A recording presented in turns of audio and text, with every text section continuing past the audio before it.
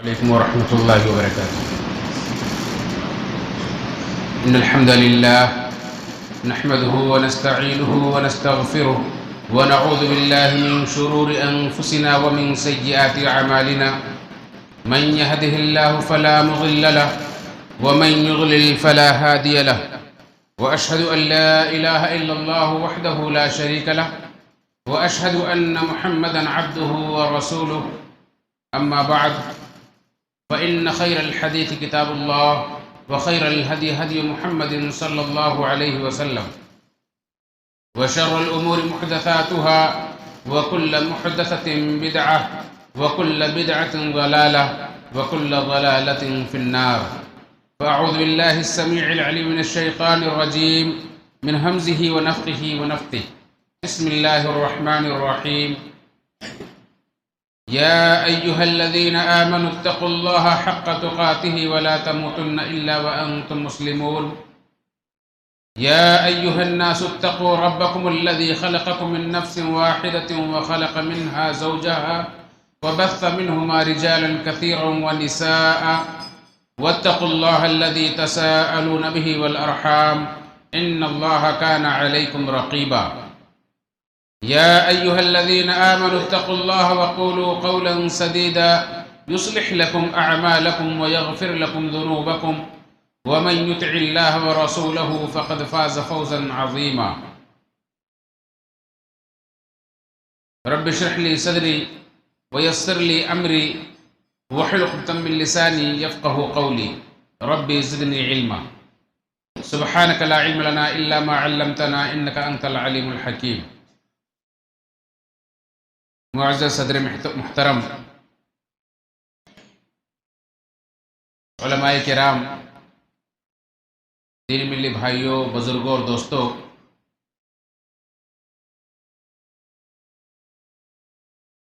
ضلعی جمعیت جنوبی مشرقی ممبئی اور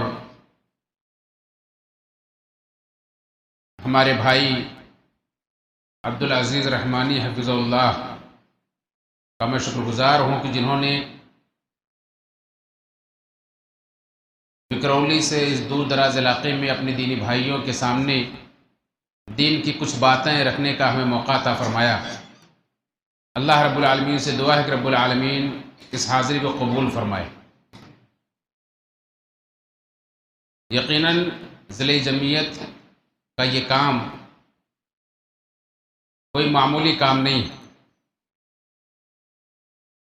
یہ ہمارے اور آپ کے بقا کا سامان، دنیا اور آخرت میں نجات کا ذریعہ ہے۔ اس سے بہتر اور کوئی کام نہیں۔ اللہ رب العالمین نے فرمایا وَمَنْ أَحْسَنُ قَوْلًا مِّمَّنْ دَعَا إِلَى اللَّهِ وَعَمِلَ صَالِحًا وَقَالَ إِنَّنِي مِنَ الْمُسْلِمِينَ۔ اس سے بہتر بات کس کی ہو سکتی ہے جو لوگوں کو اللہ کی طرف بلائے اور نیک عمل کرے اور کہے کہ میں مسلمانوں میں سے ہوں۔ اللہ رب العالمین کا یہ بھی وعدہ ہے کہ جس بستی میں، جس معاشرے میں اصلاح کا کام ہوتا رہے گا، اللہ تعالیٰ ان بستی والوں کو عذاب نہیں دے گا۔ اللہ کے رسول صلی اللہ علیہ وسلم کی وہ مشہور حدیث کہ آپ صلی اللہ علیہ وسلم نے معاشرے کے لوگوں کو ایک کشتی کے دو منزلے میں سوار لوگوں سے تشبیہ دی کہ کچھ لوگ اوپر کے منزلے میں سوار ہیں، کچھ نیچے کے منزلے میں۔ نیچے کی منزلے کے لوگ اپنے حصے میں سوراخ کرنا چاہتے ہیں، اب اوپر کے منزلے کے لوگ اگر ان کا ہاتھ نہیں پکڑتے ہیں، ان کو نہیں روکتے ہیں، تو وہ صرف اپنا حصہ نہیں بلکہ پورے معاشرے کو ڈبو دیں گے۔ اب اوپر کے کشتی کے اوپر کے منزلے کے لوگ اگر نیچے والوں کا ہاتھ پکڑ لیتے ہیں تو خود ان کو بھی بچاتے ہیں اور اپنے آپ کو بھی بچاتے ہیں۔ تو بھلائی کا حکم دینا، برائی سے منع کرنا، یہ معاشرے کی بقا کا سامان ہے، بہت ہی اہم کام ہے۔ اللہ تعالیٰ اس میں برکتیں عطا فرمائے۔ رات وہاں حضرات سے بھی گزارش ہے کہ جس طرح سے اس مادہ پرست اور پرفتن دور میں جہاں لوگ اپنی خواہشات کے پیچھے آنکھیں بند کر کے بھاگ رہے ہیں، آپ دیکھ رہے ہیں کس طرح سے دوڑ لگی ہوئی، ایسے حالات میں یقیناً آپ بھی قابل مبارکباد ہیں کہ آپ نے اپنا قیمتی وقت نکال کر کچھ سوچ کر یہاں حاضری دی ہے، یہاں آ کر بیٹھے ہیں۔ اپنی نیتوں کو خالص کریں کہ اللہ رب العالمین اسے قبول فرمائے، جو کچھ کہی جائیں، جو باتیں سنی جائیں، اس پر عمل کرنے کی توفیق بھی اللہ رب العالمین عطا فرمائے۔ اگر عمل کی توفیق مل گئی تو یقیناً یہ ہمارے لیے بہت ہی مفید ہے دنیا اور آخرت میں، اور اگر عمل کی توفیق سے ہم خالی ہو کر گئے تو یقیناً یہ ہمارے لیے وبال جان بن جائے گی۔ ان چند باتوں کے بعد ہمیں اس بات میں شبہ نہیں ہونا چاہیے میرے بھائیوں، یہ بات بالکل یقینی ہے اور اس بات میں کسی شک و شبہ کی گنجائش نہیں ہے کہ ہمیں اور آپ کو اس دنیا کے اندر اللہ رب العالمین نے صرف اور صرف اپنی عبادت کے لیے پیدا کیا۔ بس یہی مقصد ہے ہماری اور آپ کی زندگی کا کہ ہم اس دنیا میں رہ کر اللہ کی عبادت کریں۔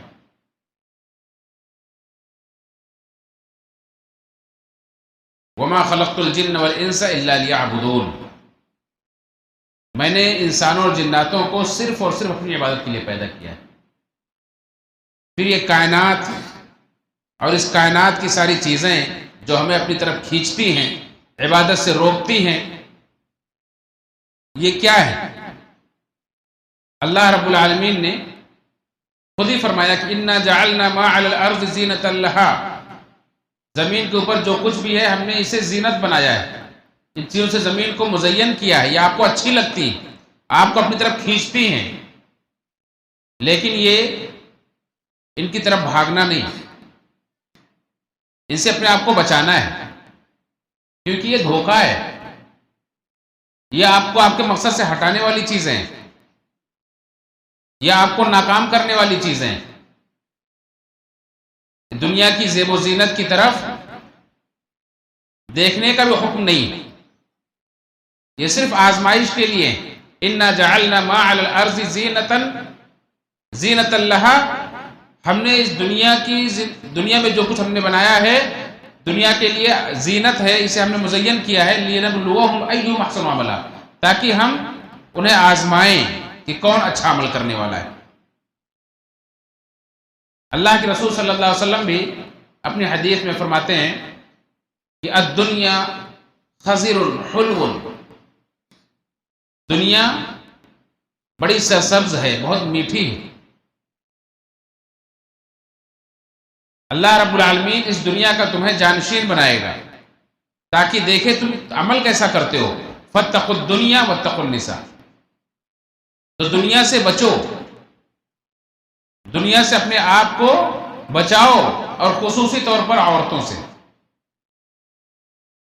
تو دنیا کے ہر فتنے سے، ہر زیب و زینت سے اللہ رب العالمین، اللہ کے رسول صلی اللہ علیہ وسلم ہمیں اور آپ کو بچنے کی تلقین کر رہے ہیں، خصوصی طور پر عورتوں کے فتنے سے۔ ایسے ہی ایک حدیث کے اندر اللہ کے نبی صلی اللہ علیہ وسلم نے مال کو فتنہ قرار دیا اور فرمایا کہ ہر امت کا ایک خاص فتنہ ہوا کرتا تھا، اس امت کا فتنہ مال ہے۔ قرآن کریم بھی کہتا ہے انما اموالکم و اولادکم فتنہ، تمہارے مال، تمہاری اولاد ہی فتنہ ہے، آزمائش ہے۔ تو یہ مختلف آزمائش کے سامان ہمارے اور آپ کے لیے یہ صرف دھوکے میں ڈالنے والی چیزیں ہیں۔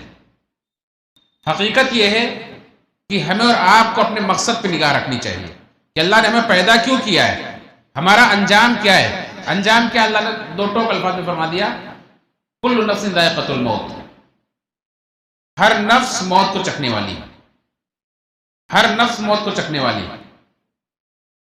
یہی انجام ہے۔ کب، کس وقت، کتنی عمر کے بعد، کسی کو پتہ نہیں، ابھی بھی ہو سکتی ہے، کل بھی ہو سکتی ہے، اور کبھی بھی ہو سکتی ہے۔ ہر نفس موت کو چکھنے والی۔ اس کے بعد کیا ہوگا؟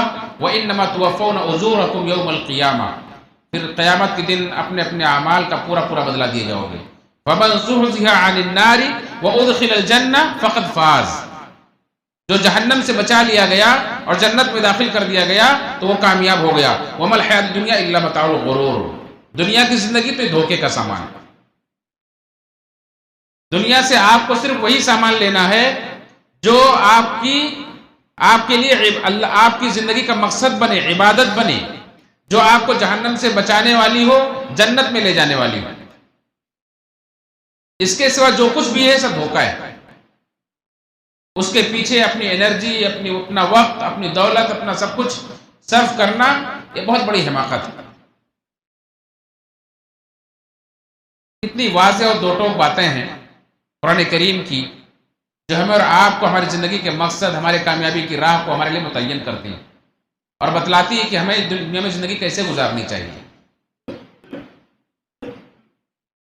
اور یہ کوئی نئی بات میں آپ کے سامنے نہیں رکھ رہا ہوں، بارہا آپ نے باتیں سنی ہوگی۔ ضرورت یہ ہے کہ ہم اپنے دل و دماغ کو کھول کر غور و فکر کرتے ہوئے سنیں اور عمل کرنے کی کوشش کریں۔ آج دیکھیں جیسے جیسے ہم قیامت سے قریب ہوتے جا رہے ہیں، فتنے بہت زیادہ ہو رہے ہیں، بہت بڑھ رہے ہیں، اور کثیر تعداد میں بہت واضح انداز میں اس طرح سے آ رہے ہیں کہ اچھوں کے دماغ فیل ہو جاتے ہیں۔ لوگ ایسے لوگوں کو جو اپنے مقصد پر نظر رکھے ہوئے ہیں، جن کی آخرت فکر بنی ہوئی ہے، جو جہنم سے اپنے آپ کو بچانے کا اور جنت میں پہنچانے کا سامان کر رہے ہیں، ایسے لوگوں کو عجیب و غریب نظروں سے دیکھا جا رہا ہے۔ ایسے لوگ گویا کہ معاشرے کے اندر اجنبی بنتے جا رہے ہیں، اور اللہ کے رسول صلی اللہ علیہ وسلم نے ساری باتوں کی پیشن گوئی کر دی تھی۔ کوئی باتیں اللہ کے رسول صلی اللہ علیہ وسلم نے ہمارے اور آپ کے لیے ادھوری نہیں چھوڑی۔ ہمیں ایک مکمل دین دیا ہے۔ اللہ کے رسول صلی اللہ علیہ وسلم کی زندگی میں ہمارے لیے پورا نمونہ موجود ہے۔ لہذا ہمیں ان ساری باتوں سے دھوکے میں نہیں آنا چاہیے۔ اللہ کے رسول صلی اللہ علیہ وسلم نے ہمیں جہاں ان فتنوں کی خبر دی ہے، وہی راہ بھی بتلا دی کہ ہمیں کرنا کیا ہے۔ جہاں آپ نے یہ فرمایا کہ فتنے تاریک راتوں کی طرح سے آئیں گے، جیسے رات کی تاریکی ایک بیگ نہیں ڈھانپ لیتی، آپ کو دھیرے دھیرے بڑھتی۔ سورج ڈوبتا ہے، تھوڑا سا اندھیرا ہوتا ہے، پھر اور اندھیرا گہرا ہوتا ہے، اور اندھیرا گہرا ہوتا ہے، اور بڑھتا چلا جاتا ہے۔ ایسے فتنے بڑھتے چلے جائیں گے۔ تو آپ کو کیا کرنا ہے؟ ان فتنوں سے پہلے اپنے آپ کو کس طرح سے اپنے مقصد میں کامیاب ہونے کے لیے کیا کرنا ہے؟ آپ نے فرمایا کہ نیک اعمال میں جلدی کرو۔ فتنوں کے آنے سے پہلے، جب فتنے تاریک راتوں کی طرح سے بڑھیں، اس سے پہلے نیک اعمال میں جلدی کرو، ورنہ حالت کیا ہو جائے گی؟ حالت لوگوں کی ایسی ہو جائے گی کہ یصبح الرجل مؤمنا ویمسی کافرا، یمسی الرجل مؤمنا ویصبح کافرا۔ ایک آدمی صبح میں مومن ہوگا، شام میں کافر ہو جائے گا، شام میں مومن ہوگا، صبح میں کافر ہو جائے گا۔ آدمی دنیا کے تھوڑے سے سامان کے بدلے میں اپنے دین کو بیچ دے گا۔ اور آج آپ دیکھیں یہ ساری چیزیں بالکل صاف نظر آ رہی ہیں۔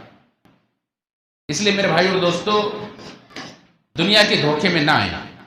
اللہ کے رسول صلی اللہ علیہ وسلم کے اسوے کو، آپ کے نمونے کو، آپ کی زندگی کو اپنے سامنے رکھیں، قرآن کریم کو اپنے سامنے رکھیں اور دیکھیں کہ قرآن ہمیں ان فتنوں کے دور میں کیا رہنمائی کرتا ہے۔ حالات جو کچھ ہمارے اوپر آ رہے ہیں، کیا ان کے بارے میں کوئی رہنمائی قرآن کریم کے اندر ہے؟ یقیناً موجود ہے۔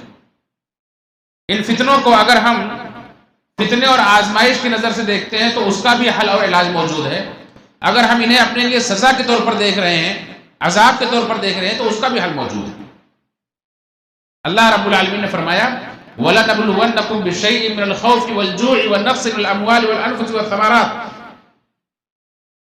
کہ ہم تمہیں ضرور آزمائیں گے۔ وَلَنَبْلُوَنَّكُمْ بِشَيْءٍ مِّنَ الْخَوْفِ، ہم تمہیں خوف کے ذریعے آزمائیں گے۔ آج دیکھیں دنیا کا حال، خود اپنے ملک کا حال دیکھیں، کس قدر خوف مسلط کیا جاتا ہے، کس قدر دہشت کے ماحول میں لوگ جی رہے ہیں، کیسے کیسے ڈراؤنے اعلانات سننے کو ملتے ہیں۔ تو ان خوف کے حالات میں ہمیں کیا کرنا چاہیے؟ وَلَنَبْلُوَنَّكُمْ بِشَيْءٍ مِّنَ الْخَوْفِ، ونقص من الاموال والانفس والثمرات وَلَنَبْلُوَنَّكُمْ بِشَيْءٍ مِّنَ الْخَوْفِ وَالْجُوعِ، اور بھوک سے، آج مہنگائی اور بے روزگاری کا رونا رویا جاتا ہے. لوگ تعداد میں کمی، پھلوں میں کمی، یہ ساری چیزوں کی ہم آئے دن خبریں پڑھتے رہتے، سنتے رہتے ہیں. اللہ نے فرمایا کہ یہ سب آزمائش کے لیے تم پر آئیں گی، ہم تمہیں آزمائیں گے چیزوں کے ذریعے سے. تو پھر کیا کرنا ہے؟ اللہ نے فرمایا وَلَنَبْلُوَنَّكُمْ بِشَيْءٍ مِّنَ الْخَوْفِ وَالْجُوعِ وَنَقْصٍ مِّنَ الْأَمْوَالِ وَالْأَنفُسِ وَالثَّمَرَاتِ وَبَشِّرِ الصَّابِرِينَ. تو صبر کرنے والوں کو خوشخبری سنا دیجیے. ایسے ماحول میں جو لوگ صبر کیے رہیں گے، جو اپنے دین پر ڈٹے رہیں گے، جمے رہیں گے کہ حالات کیسے بھی آ جائیں ہم نہیں گھبراتے. کیوں؟ ان کا تو بس ایک ہی قول ہوگا، ایک ہی بات ہوگی، ایک ہی نعرہ ہوگا. کیا ہوگا؟ الذین اذا اصابتهم مصیبۃ قالوا انا للہ وانا الیہ راجعون. کہ آنے دو اس طرح کے حالات، ہونے دو کمی، کیا ہوگا؟ ہم اللہ ہی کی امانت ہیں، اللہ ہی کے پاس میں لوٹ کر جانا ہے. جب بھی کوئی مصیبت ان پر آئے گی تو ان کا ایک ہی جواب ہوگا انا للہ وانا الیہ راجعون. ہم سمجھتے ہیں کہ انا للہ وانا الیہ راجعون یہ چھوٹا سا کلمہ ہے جو ہم کسی کی موت کی خبر سن کر پڑھ لیتے ہیں بس. یہ ہماری زندگی کی راہ متعین کرتا ہے کہ فتنوں کے دور میں ہمیں کس طرح سے صبر کرنا ہے. اس کلمے کے معنی پر، اس کے مفہوم پر، اس کے تقاضوں پر غور کریں گے تو پتہ چلے گا کہ حالات کی سنگینی کو یہ ختم کرنے والا کلمہ ہے. کیسے بھی حالات آ جائیں، انسان اگر سمجھ کر کے کہے انا للہ و انا الیہ راجعون. کس چیز سے ڈراتے ہو؟ کس چیز کی فکر دلاتے ہو؟ یہ تو ہم ویسے چھوڑنے کے لیے تیار بیٹھے ہیں ہمیشہ. ہمیں تو پتا ہے کہ ہم سے ایک دن یہ چھوٹنے والا ہے، یہ حالات بدلنے والے ہیں، یہ سب ختم ہونے والا ہے.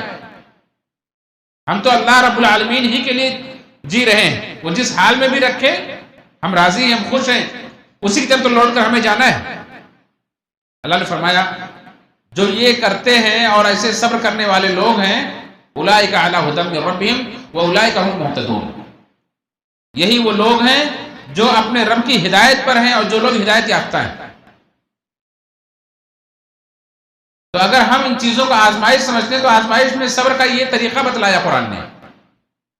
اور اگر ہم اسے عذاب سمجھتے ہیں، اپنے لیے سزا سمجھتے ہیں، اپنے گناہوں کی، اپنے کرموں کی وجہ سے ہم سمجھتے ہیں، تو اس کا بھی علاج بتلایا ہے. اللہ نے فرمایا کہ تمہیں جو بھی مصیبت آتی تمہارے اپنے ہاتھوں کی کمائی ہوتی. انسان جب گناہ کرتا ہے تو اس کی وجہ سے مصیبتیں آتی، پریشانیاں آتی، تکلیف آتی. کیوں آتی ہیں؟ اللہ نے فرمایا وَلَنُذِيقَنَّهُمُ الْعَذَابِ الْأَدْنَىٰ دُونَ الْعَذَابِ الْأَكْبَرِ لَعَلَّهُمْ يَرْجِعُونَ. ہم انہیں بڑے عذاب سے پہلے چھوٹے چھوٹے عذاب چکھاتے ہیں تاکہ وہ پلٹیں، تاکہ وہ لوٹیں. تو اس لیے یہ اگر ہم انہیں سزا سمجھتے ہیں تو اس کا علاج یہ ہے کہ ہم اللہ کی طرف پلٹیں. یہ سزا، یہ عذاب ہم سے اٹھا لیا جائے گا. اگر اپنے مقصد سے ہم ہٹ گئے تھے، اپنے مقصد کو ہم بھول گئے تھے کہ اللہ کی عبادت کے لیے ہمیں پیدا کیا گیا ہے، اس مقصد میں ہم غافل ہو گئے تھے، سستی کر رہے تھے، کوتاہی کر رہے تھے، تو کوتاہی اور غفلت کو ختم کریں. اللہ کی عبادت میں اپنی پوری جان لگائیں، پورا وقت لگائیں. اللہ رب العالمین کی عبادت کے لیے اپنے آپ کو فارغ کریں. کسی بھی طرح کی پریشانی اگر ہے آپ کو تو آپ یہ سمجھ لیجئے کہ آپ عبادت کے لیے وقت نہیں نکال رہے ہیں، اس لیے اللہ تعالیٰ نے آپ کے اوپر وہ پریشانی مسلط کر دی. بہت سارے لوگوں کو آپ سنے ہوں گے کتنی محنت کے باوجود بھی دن رات ایک کر دیتا ہوں محنت کر کے، لیکن ضرورتیں پوری نہیں ہوتی. ایسا کیوں ہوتا ہے؟ آپ کو حدیث کھول کر پڑھیں، اس کے اندر اس کا حل موجود ہے. اللہ کے رسول صلی اللہ علیہ وسلم نے فرمایا، اللہ حدیث قدسی ہے، اللہ تعالیٰ فرماتا ہے اے ابن آدم تو میری عبادت کے لیے فارغ ہو جا، میں تیرے سینے کو غنا سے بھر دوں گا، تیرے فقر، تیری محتاجی کو ختم کر دوں گا. اور اگر تو نے ایسا نہیں کیا تو میں تیرے دونوں ہاتھوں کو کام سے بھر دوں گا اور تیری محتاجی کبھی دور نہیں کروں گا.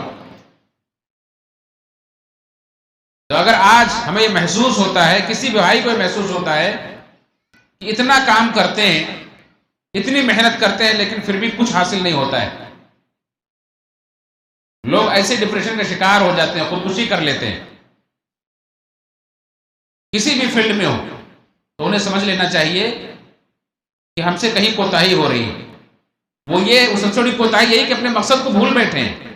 اللہ کی عبادت کے لیے وقت نکالیں، اللہ کی عبادت کے لیے اپنے آپ کو فارغ کریں، اللہ تعالیٰ ان کی ساری ضرورتوں کو پوری کر دے گا، ان کے سینے کو غنا سے بھر دے گا اللہ تعالیٰ۔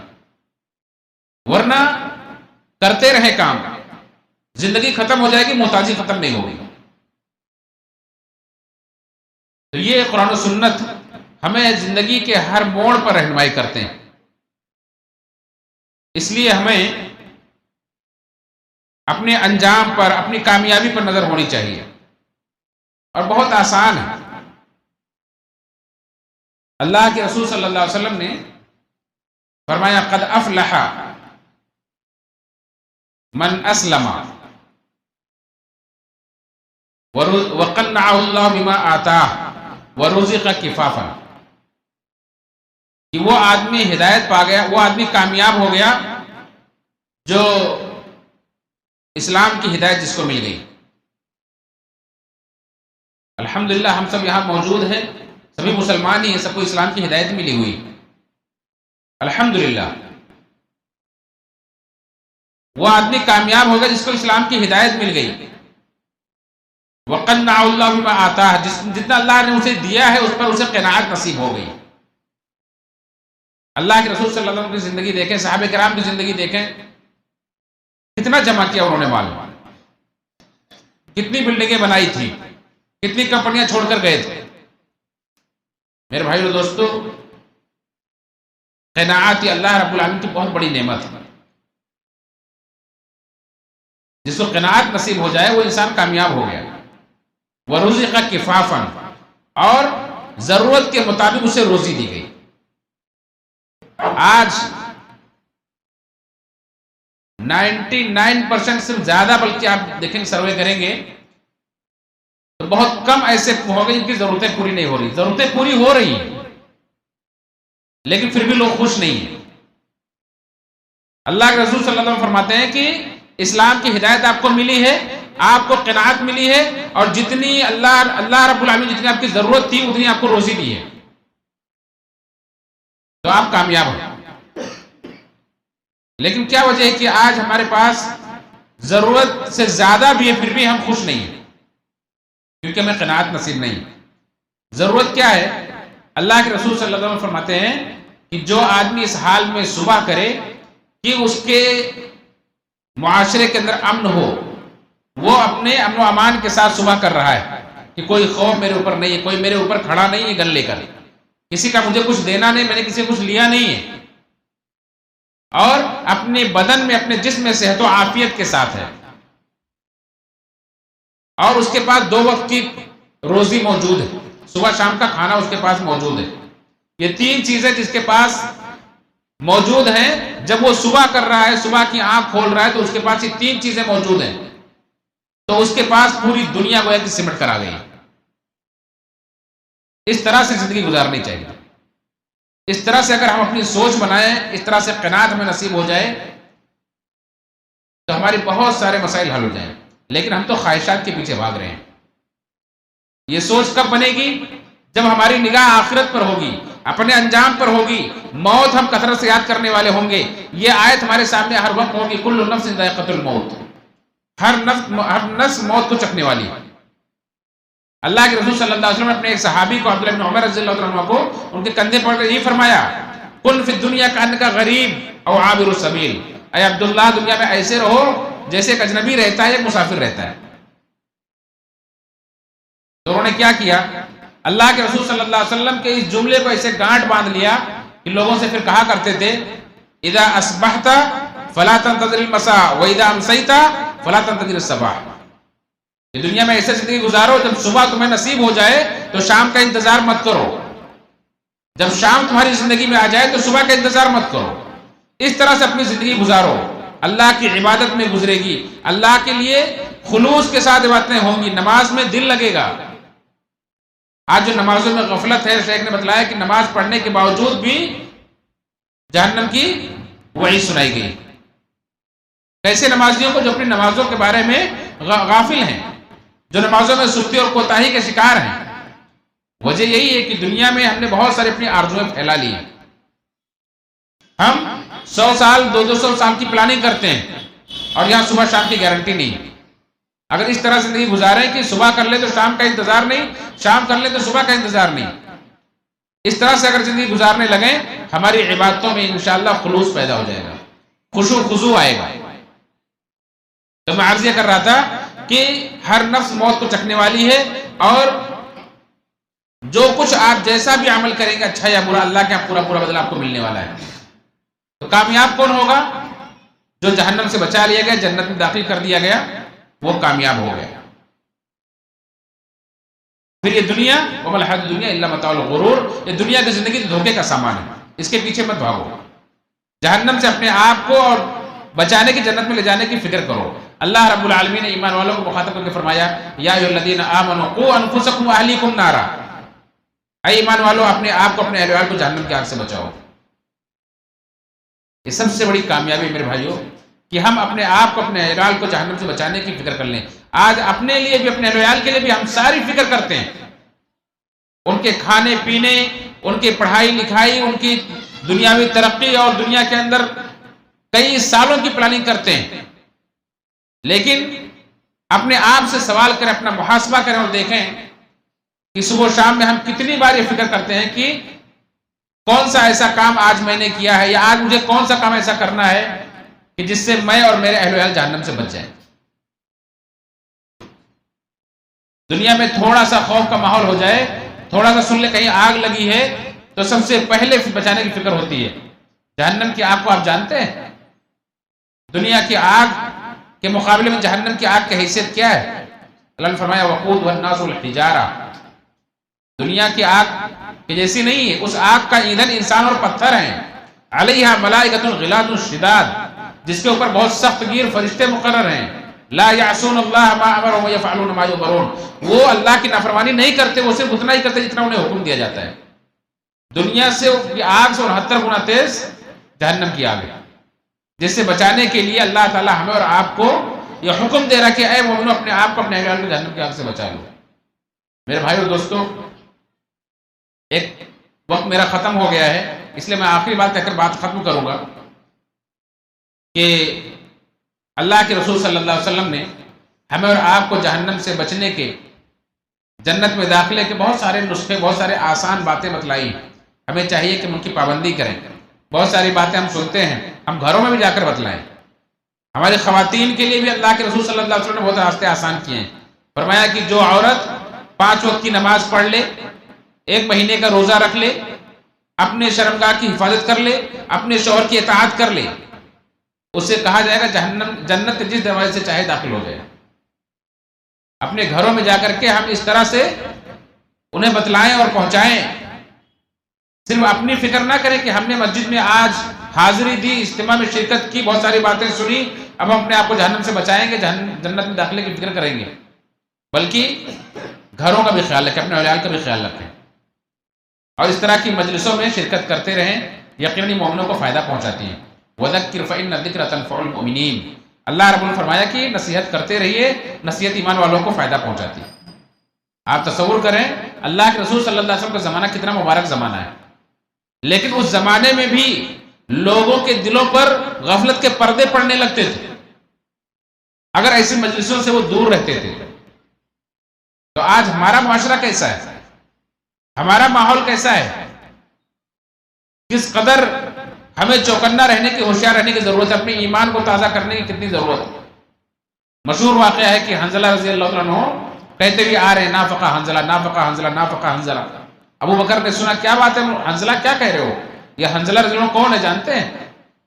جنہیں فرشتوں نے غسل دیا تھا، جو غسل الملائکہ کہلاتے ہیں، اللہ کے راستے میں شہید ہوئے، لیکن اپنے ایمان کی فکر یہ ہے کہ خطرہ محسوس کر رہے ہیں، کہہ رہے ہیں کہ لگتا ہے میرے اندر منافقت آ گئی ہے، میں منافق ہو گیا ہوں، نفاق میرے اندر آ گیا ہے. کیوں؟ ابو بکر نے پوچھا نا حنظلہ کیا کہہ رہے ہو، کیوں ایسا کہہ رہے ہو؟ کہا جب اللہ علیہ وسلم کی مجلس میں ہوتے ہیں، وہاں آپ کی زبان سے نصیحت کی باتیں سنتے ہیں، جنت و جہنم کا تذکرہ سنتے ہیں، تو ہمیں ہمارا ایمان ایسے بڑھ جاتا ہے، ایسے لگتا ہے کہ اپنی آنکھوں سے ہم دیکھ رہے ہیں. لیکن جب وہاں سے اٹھتے ہیں اپنے کاروبار میں مشغول ہو جاتے ہیں، بیوی بچوں میں مشغول ہو جاتے ہیں، تو یہ کیفیت نہیں رہتی ہے، لگتا ہے ہمارے اندر نفاق ہے۔ تو کہا حنظلہ یہ حالت تو میری بھی ہوتی۔ دونوں اللہ کے رسول صلی اللہ علیہ وسلم کے پاس آئے، اللہ کے رسول صلی اللہ علیہ وسلم سے اپنی کیفیت بتلائی، تو اللہ کے رسول صلی اللہ علیہ وسلم نے فرمایا کہ اگر تم جیسے میری مجلس میں ہوتے ہو، جیسے تمہارا ایمان بڑھا ہوا ہوتا ہے، ایسے تم اگر ہمیشہ رہو، ہر وقت رہو، تو تمہارے بستروں پر، تمہارے راستوں پر فرشتے تم سے مصافحہ کریں۔ لیکن انسان کی حالت ہمیشہ ایک جیسی نہیں رہتی، اس لیے میرے بھائی دوستوں بتلانا یہی مقصد ہے کہ انسان کی حالت ہمیشہ ایک جیسا نہیں رہتی۔ انسان جیسے ماحول میں جاتا ہے اس کا اثر کچھ نہ کچھ اس کے اوپر آ جاتا ہے۔ دینی مجلس میں آیا، دینی رنگ غالب ہو گیا، بازار میں گیا، بازار کا رنگ چڑھ گیا، کسی دنیا داری مجلس میں بیٹھا، وہاں کا رنگ غالب آ گیا۔ اس لیے ہم جب مختلف مجالس میں جانا ضروری ہے اور ہمیں جانا پڑتا ہے، مختلف کاروبار میں مشغول ہوتے ہیں، ایمان میں کمی محسوس ہوتی ہے، ایسی مجلسوں کو غنیمت جانے، ایسی مجلسوں میں شرکت کرتے رہیں تاکہ ہم اپنے ایمان کو بچا کے رکھیں۔ اللہ تعالیٰ سے دعا ہے کہ رب العالمین ہم سب کو جس طرح سے تو نے اپنی توفیق سے یہاں حاضری کا موقع دیا، رب العالمین ہماری اس حاضری کو قبول فرما۔ جو باتیں کہی اور سنی گئی رب العالمین ہمیں عمل کی توفیق عطا فرما۔ رب العالمین ہمیں دنیا آخرت میں کے ہر فتنے سے محفوظ فرما، ہر عذاب سے، ہر پکڑ سے محفوظ فرما۔ جنت الفردوس میں نبی کریم صلی اللہ علیہ وسلم کا صحابہ کرام کا ساتھ نصیب فرما۔ آمین تقبل یا رب العالمین۔ وآخر دعوانا الحمد للہ رب العالمین۔ السلام علیکم ورحمۃ اللہ۔